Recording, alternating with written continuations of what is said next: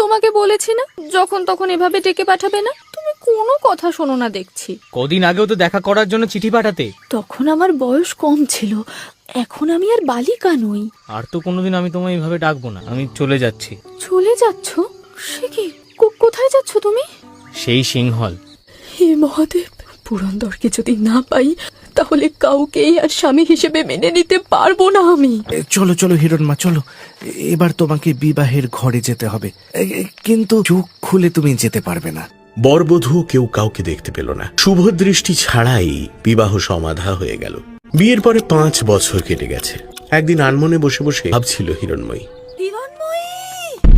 হিরণময়ী, কি হয়েছে অমলা? রাজপুরী থেকে দাস দাসী এসেছে গো, তোমাকে যে তারা সঙ্গে করে নিয়ে যাবে বলছে। তুমি হিরণময়ী? আমি আপনার দাসী। তোমার বিবাহের কথা মনে পড়ে হিরণময়ী? আমার সব কথা মনে আছে। দেখো তো, আমার কোমর বন্ধে থাকা এই আংটিটা কার? মহারাজ, এই আংটি আমার স্বামীর, কিন্তু আপনি এটা কোথায় পেলেন? তাহলে কি আমি বিধবা হয়েছি? না হিরণময়ী, তুমি বিধবা নও।